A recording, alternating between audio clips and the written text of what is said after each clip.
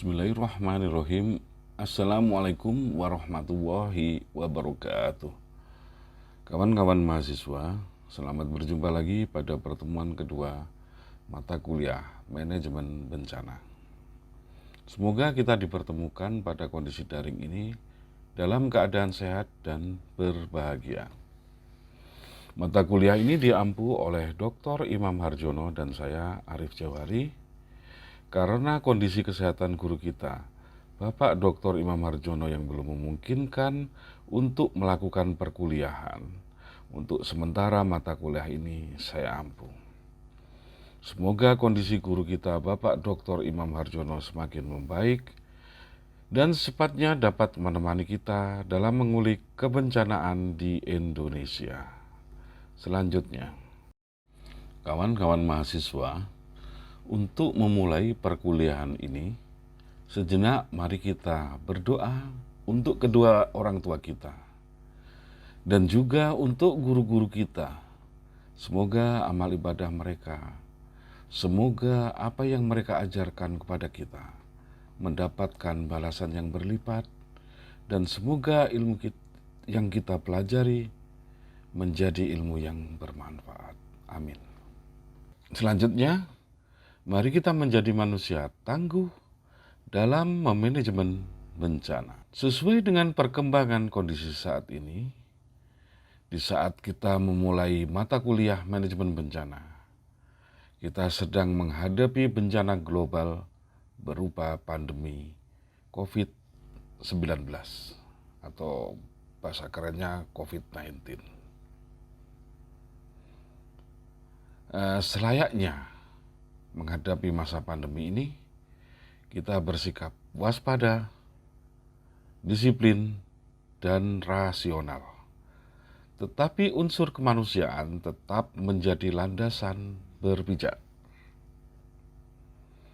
Waspada, disiplin, rasional adalah kesadaran kritis kita untuk dapat mengontrol semua tindakan demi keselamatan diri kita, keluarga, komunitas, dan bangsa ini tentunya. Tapi jangan lupa, usaha dan doa adalah sumber ketangguhan kita menghadapi bencana. Salam tangguh. Sebelum kita memulai pokok materi perkuliahan, saya ingin mengajak kawan-kawan mahasiswa mereview sedikit tentang COVID-19 yang terjadi saat ini. Berkaitan dengan berbagai kepentingan, terutama kepentingan yang menunjang perkuliahan atau aktivitas yang di luar rumah ya, terkadang kita harus melakukan berbagai aktivitas yang tentunya akan di luar rumah kita.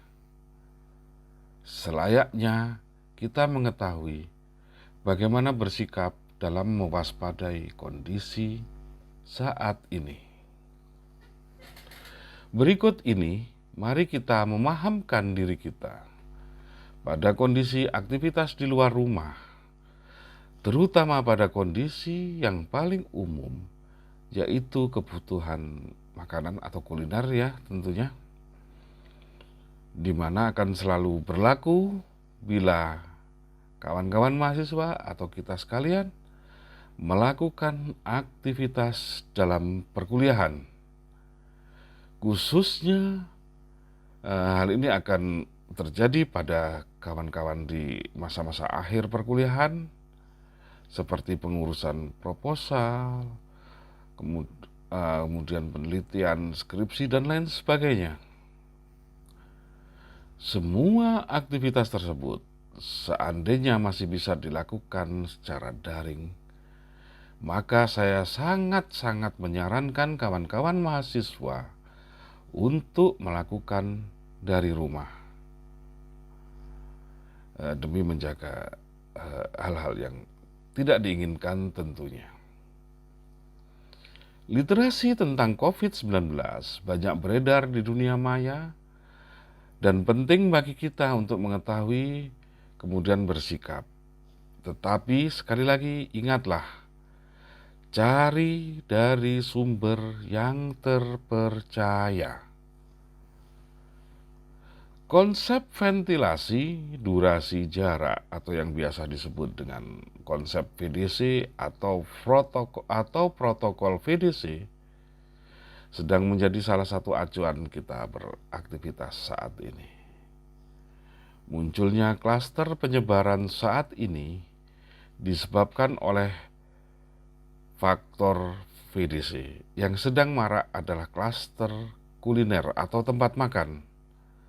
Berikut literasi menarik dari @pandemictalks ya, yang saya ambil dari Instagram tentunya. Slide selanjutnya.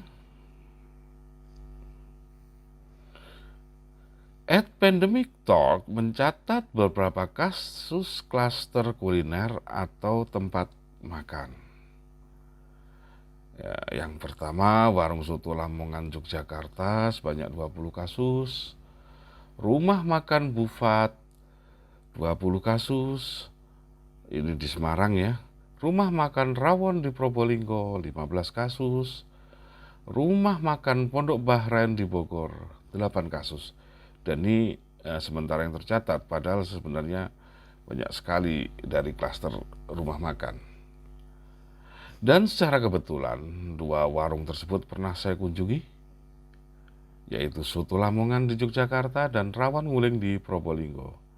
Tetapi tentunya hal ini terjadi sebelum pandemi COVID-19 terjadi. Selanjutnya,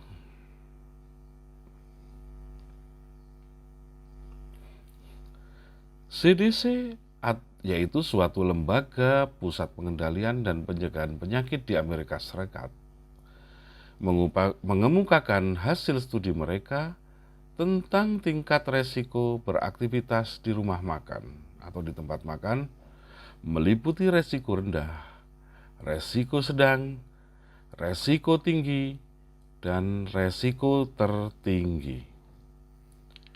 Resiko rendah meliputi layanan makanan yang terbatas pada drive-thru, pengantaran atau pesan bawa pulang. Resiko sedang terjadi pada tempat makan yang memiliki area makan di luar ruangan, kapasitas tempat duduk dikurangi, dan ada jarak setidaknya 1,8 meter. Resiko tinggi, yaitu pada makan di tempat dengan tempat duduk dalam dan luar ruangan, kapasitas tempat duduk dikurangi dengan jarak terpisah antar meja setidaknya 1,8 meter.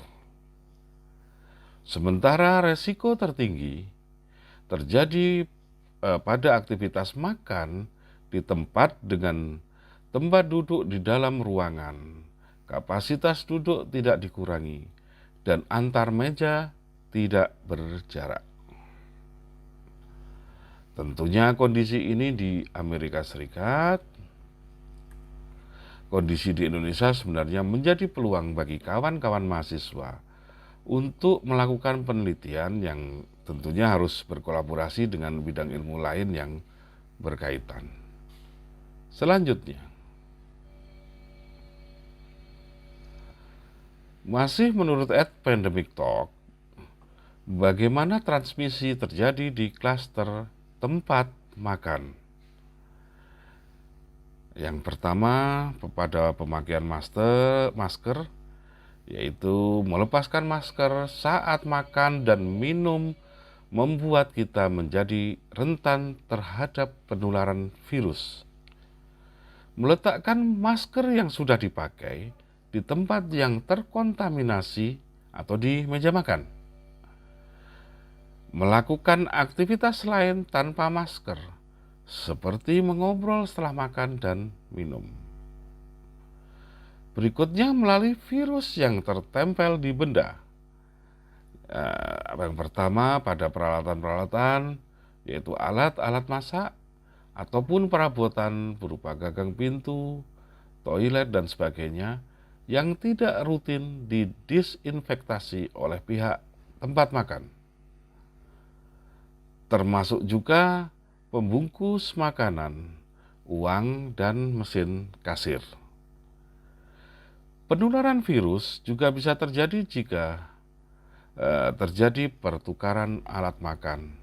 Nah, ini rekan-rekan mahasiswa ini biasanya sering sekali nih. Kadang makan bareng-bareng, sendoknya satu untuk orang 4. Nah, mungkin saat ini kita harus mulai kurangi aktivitas itu atau kita hindari.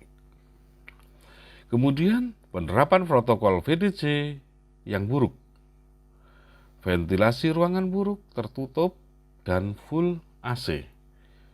Durasi makan lebih dari 1-2 jam karena sembari berbincang atau mengadakan pertemuan. Jarak antar pengunjung dekat, tidak teratur batasan jumlah orang dalam tempat makan. Selanjutnya,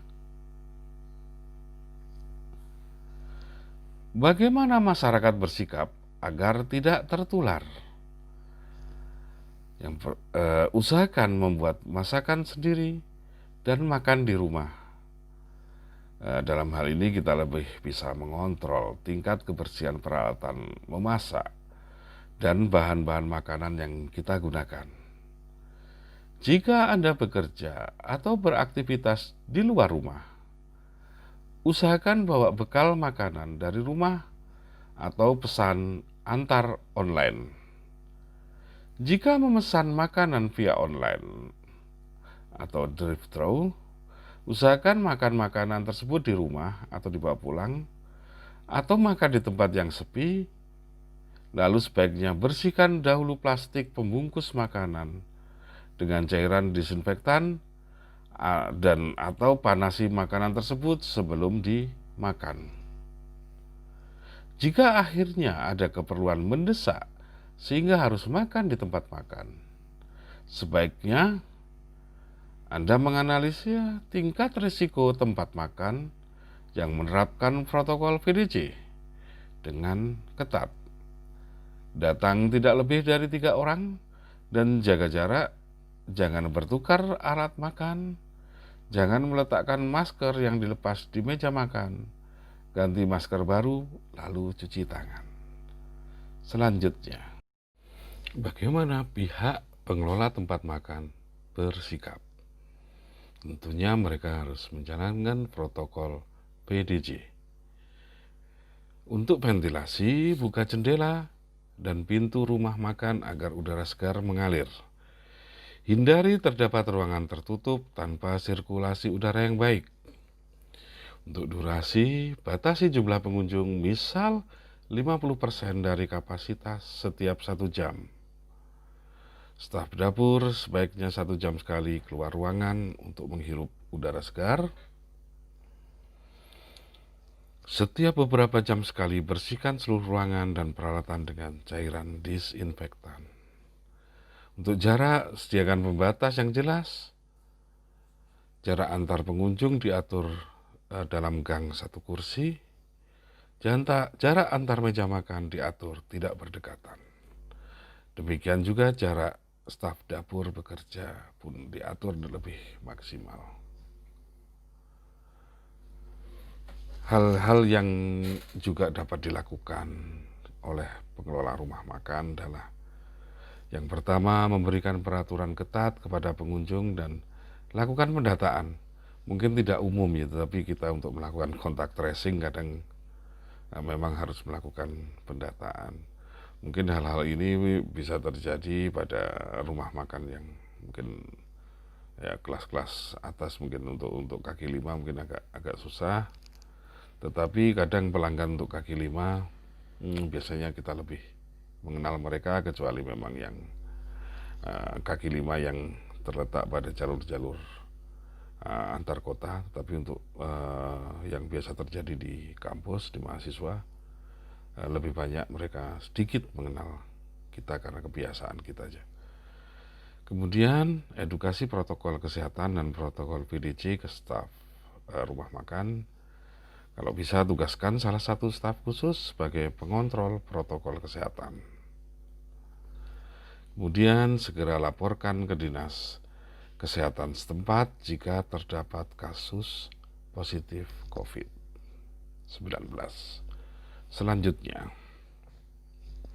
berkaitan dengan pandemi yang ada ini, selayaknya kita tetap mendukung UMKM kuliner, tetap bisa dukung usaha lokal untuk produktif dan maju, dengan aman dan nyaman, tetap di rumah saja.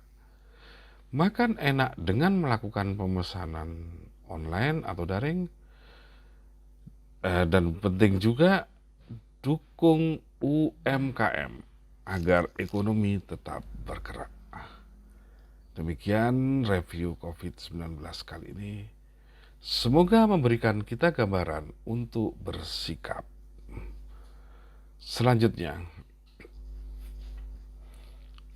kembali ke materi mata kuliah kita.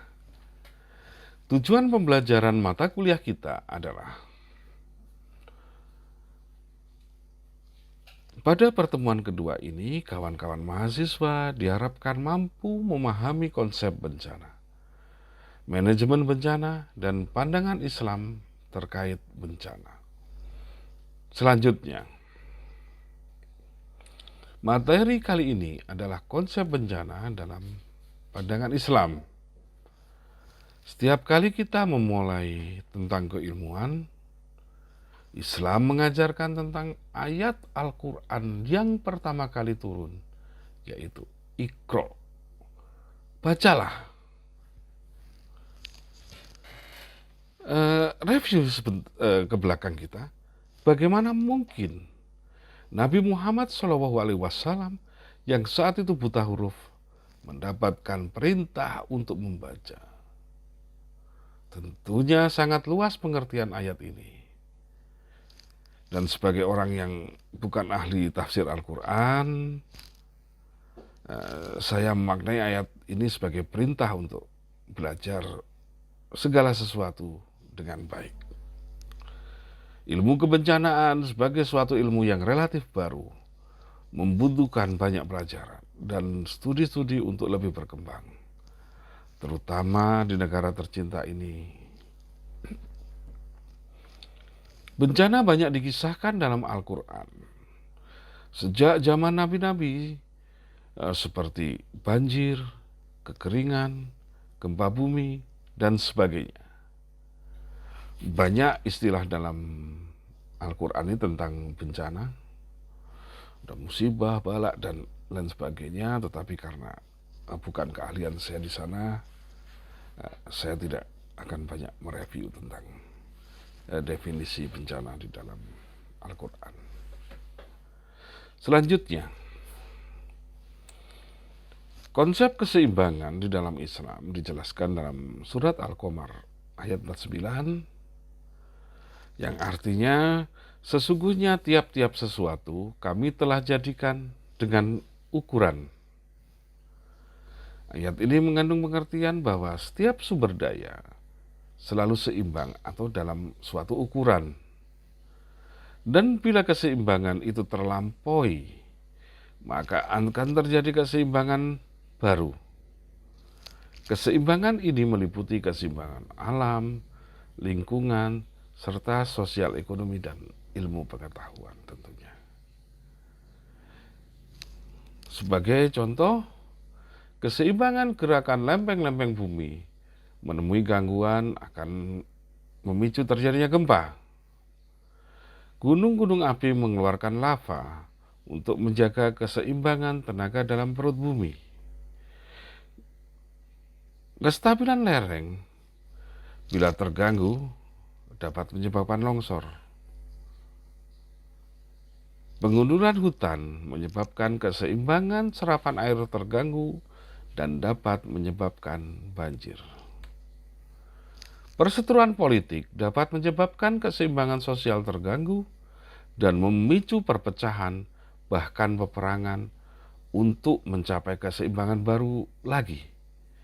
Ingat, dengan perang dunia yang sangat dahsyat, perang dunia pertama dan kedua, selanjutnya mengubah peta politik dunia untuk mencapai keseimbangan baru.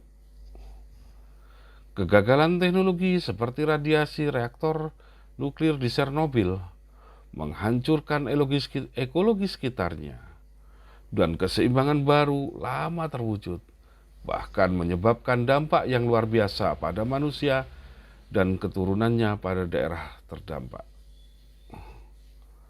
Dan saat ini, pandemi COVID-19 menyebabkan banyak hal-hal baru untuk manusia menyeimbangkannya.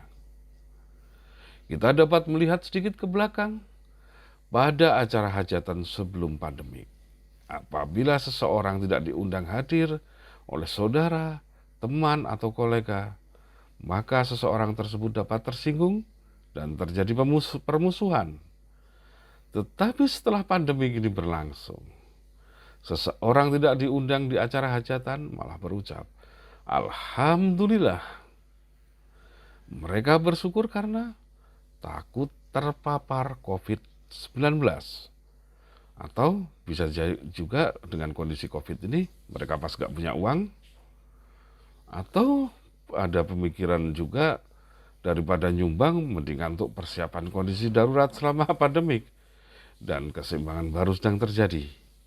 Dan rekan-rekan, kawan-kawan sekalian, kita mengalaminya saat ini. Selanjutnya,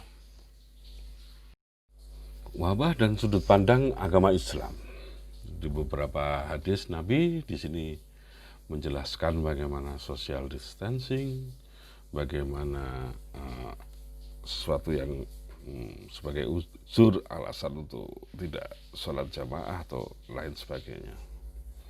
Contoh-contoh seperti ini selanjutnya dapat menjadi presiden baik bagi umat Islam untuk beribadah di masa pandemi. Hadis di atas merupakan bukti kebesaran ajaran Islam, dan ini menjadi dasar dari pembatasan sosial serta kedisiplinan umat Islam. Selanjutnya, setelah kita mempelajari sedikit tentang sudut pandang bencana dan dari pandangan Islam, selanjutnya ada sedikit video yang akan menarik untuk kita lihat dan kita pelajari. I am scared of coronavirus because it's very contagious. In most countries, this is how coronavirus cases look like. Higher, higher, and higher. It looks impossible to stop. But there is one country that put an end to coronavirus and made it completely flat entirely by itself. And no one is talking enough about this country. This is the story of Taiwan, one of the closest countries to China, but surprisingly, one with very little coronavirus. In Taiwan, only 429 people got infected. Only 6 people died. And for the last 17 days, 0 local cases were reported. 0. And best of all, Taiwan did not lock down the country. The schools remained open, shops remained open, and the economy remained open. Even sports events continued, but without the fans, because people were social distancing. In Taiwan, people took this very seriously from the beginning, and everybody did their part to wear masks and social distance. This is impressive, but not surprising. Taiwan was one of the first to ban flights from Wuhan, the first to test people, the first to take coronavirus seriously before anyone else did. And here's the crazy part. All of this they did alone. See, most nations do not recognize Taiwan as a country, and the World Health Organization doesn't either, for political reasons. Which means they don't get much help from other countries during this tragedy. Yet, despite that, they succeeded and beat coronavirus alone. And now they're helping other countries do it too, They shipped 17 million masks to the United States, to Europe, to the Philippines, to Japan, and even to the small island nation of Fiji. Yes, Fiji. Even though we may not be recognized as a country, we're still a part of the global community and we're here to help. Taiwan can help. It's easy to lose hope when you look at the world map and look at the infection rates. But at least for this minute, look at Taiwan. No local infections, no outbreak, no panic, and no lockdown. Hi, I am Tsai Ing-wen, President of Taiwan and the first woman President of Taiwan. Taiwan is a free, democratic, open, and amazing place. Not many people recognize Taiwan as a country because of politics. But this time, everyone should recognize Taiwan as a hero. See you next week.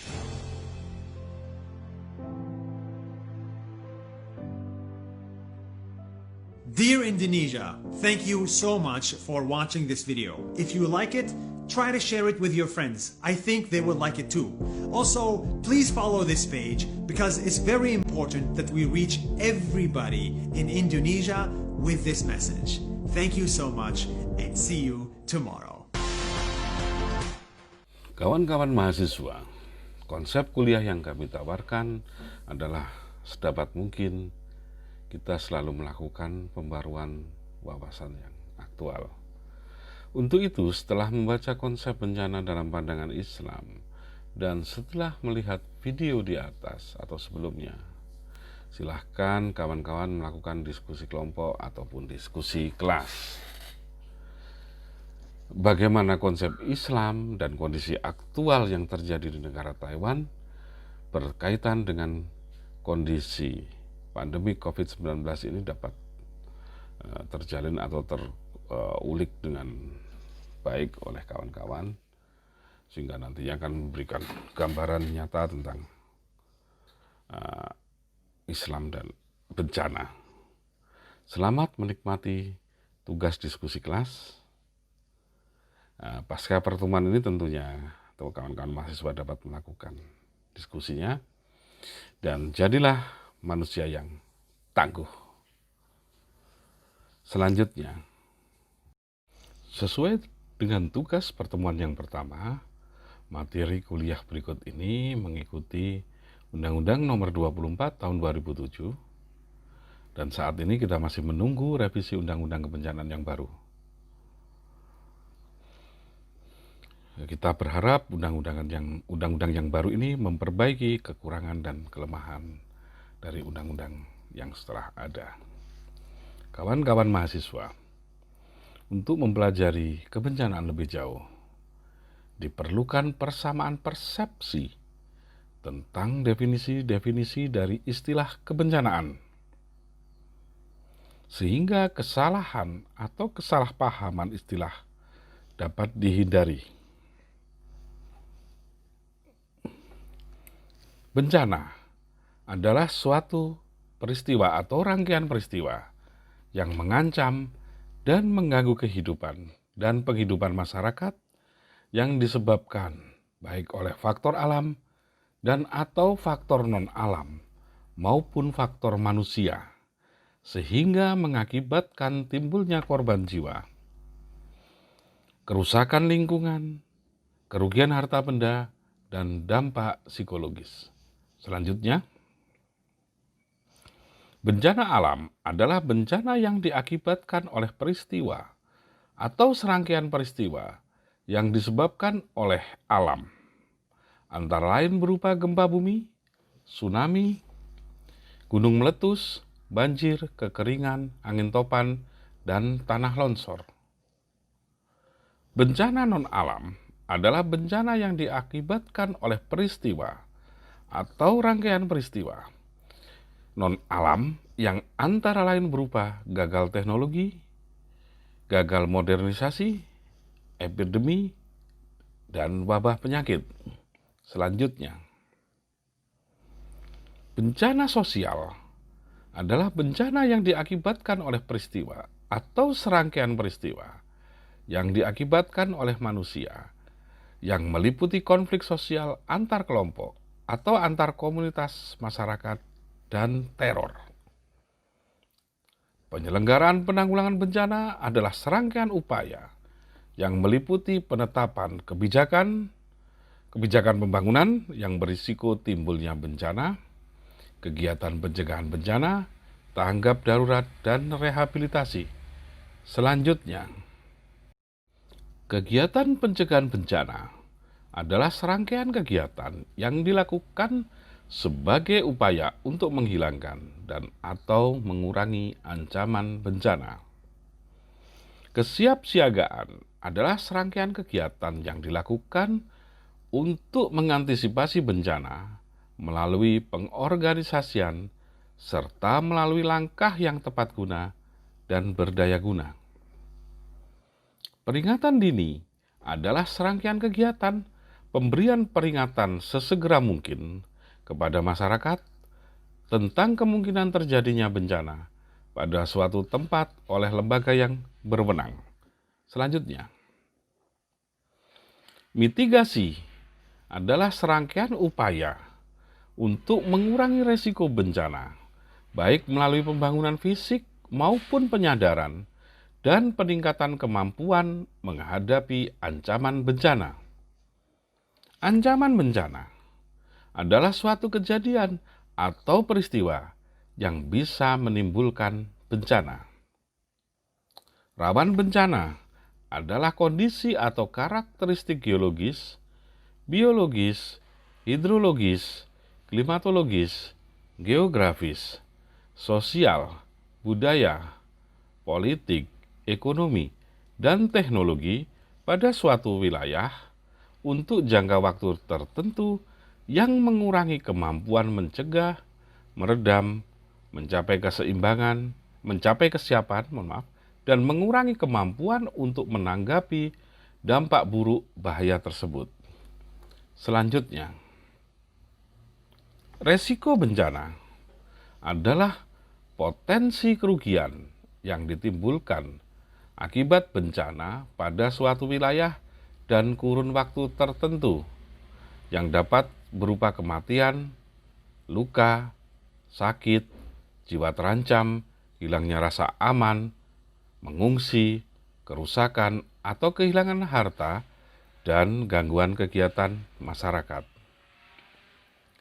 BNPB menjadi penanggung jawab penyelenggaraan penanggulangan bencana pada tingkat nasional dan BPBD pada tingkat daerah.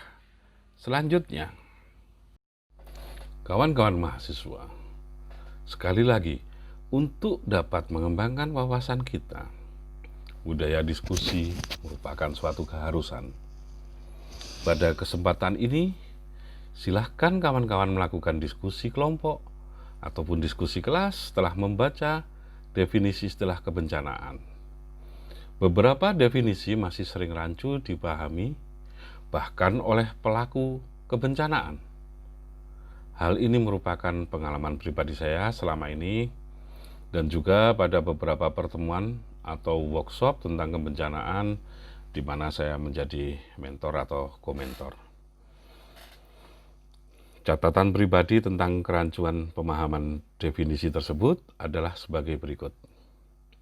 Ini nanti yang akan menjadi bahan diskusi kawan-kawan mahasiswa sekalian ya. Yang pertama adalah, apakah perbedaan antara bencana dan ancaman? Yang kedua, apakah perbedaan antara bencana non-alam dan bencana sosial? Dan berikutnya, ada bonus pertanyaan sebagai konsep dari aktualisasi pengetahuan kita, wawasan kita. Silahkan bonus pertanyaan ini didiskusikan oleh kawan-kawan lebih lanjut. Hal ini sesuai dengan konsep kuliah kita untuk pengembangan wawasan. Tetapi tentunya setelah mata kuliah ini selesai. Bonus pertanyaan tersebut adalah, COVID-19 termasuk dalam bencana apa? Dan bagaimana dengan turunan bencananya? Silahkan selamat berdiskusi. Selanjutnya, sesuai dengan rencana pembelajaran yang telah kami susun, maka tiap akhir mata kuliah diberikan tugas bagi kawan-kawan mahasiswa untuk setidaknya mengetahui bahasan materi selanjutnya. Syukur-syukur kawan-kawan dapat memahami sebelum perkuliahan dimulai. Jadi tugas ini kayak dalam istilah kerennya kayak trailer film gitu ya. Jadi kita punya gambaran filmnya itu apa sih gitu. Nah, pertanyaan dari tugas minggu depan adalah cukup singkat, tetapi semoga teman-teman dapat memahami dan menjelaskan secara singkat dan sesuai dengan apa yang menjadi pertanyaan. Pertanyaannya adalah, cabang ilmu geografi apa yang berkaitan dengan kebencanaan? Sesuai dengan kebiasaan, tugas ini dikumpulkan maksimal pada hari Rabu minggu depan. Demikian apa yang dapat kami sampaikan. Semoga kita selalu berusaha untuk waspada dan menjadi manusia yang tangguh dalam menghadapi bencana. Salam tangguh. Assalamualaikum warahmatullahi wabarakatuh.